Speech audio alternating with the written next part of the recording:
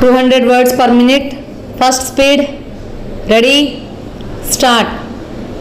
During the debate on the budget, the leader of the opposition said, "I wish to apologize to the finance minister for my absence when he delivered his budget speech. I had personally conveyed my apologies to him.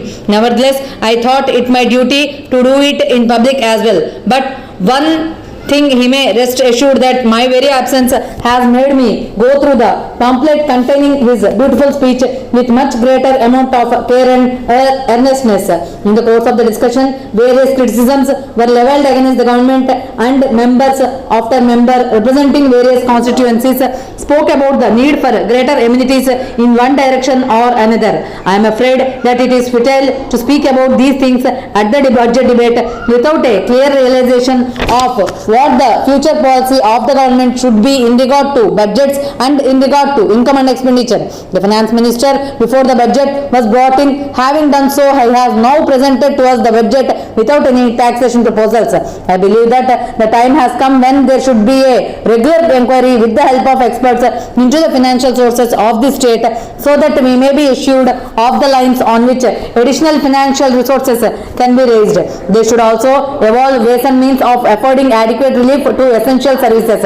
In my humble view, this matter is of prominent importance, and the earlier the government takes steps in this direction, the better it will be for all concerned. There is one other reason why I press upon the finance minister the necessity for appointing such an expert committee. He has given us a true picture of the position that obtains today, and he has correctly stated that the resources of the state government will depend to a very large measure upon the future policy of the central government in regard to taxation measures. That is all the more reason why I honestly feel it would be possible for him to appoint a committee of the nature I have suggested. That committee will take into consideration the various taxation proposals with special reference to the conditions prevailing in the state and tender its considered advice on them. I do not think that stock of the situation between now and the next budget and apply our minds to the task ahead of us.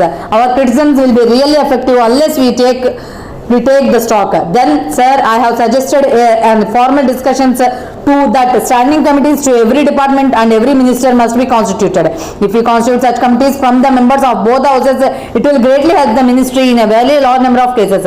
I know that there are cabinet subcommittees formed from time to time, but as the minister's hands are full, these standing committees will be really useful in giving the necessary advice and guidance on a variety of subjects that require to be handled by them. All that I am anxious about is that a certain amount of expert advice is necessary for the efficient discharge of the onerous duties and responsibilities that the ministers are called upon to shoulder.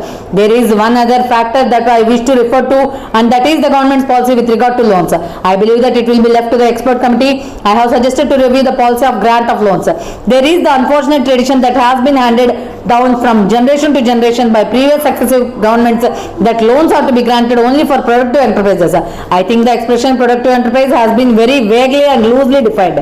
According to that definition, education, public health and such other nation building activities do not come under productive enterprise. It will see that there is no more productive enterprise so far as government's financial resources are concerned than a well-regulated policy of education spread over the length and breadth of this country, and well-regulated policy of public health ensuring the better health of the worker. If we keep this aspect of the matter as the guideline, we will be more than convinced that the loans that are sought for these schemes will be as productive as any other loan that you give to others. Convinced that there is yet another subject on which I wish to say a few words with a certain amount of difference. I am convinced that the suggestion that I will certainly make is the proper approach if the country is to be salvaged. I want both the capital and labor and also the government to seriously consider this aspect.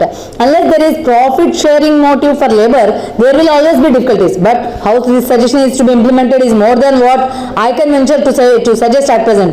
Labor should have a voice and an interest in the returns from the capital. Even in government undertakings, I wish to suggest that it is a wise policy to adopt, because the government are now establishing many industries and are taking up some of the industries hitherto run by private enterprises. In my view, the government should set up an example for the private enterprise to follow in this regard. I am quite sure that any attempt honestly made in this respect will in the long run yield fruitful results. In all these matters, the government should be prepared to take some risk provided they are satisfied and convinced and that it would be advantageous to the state.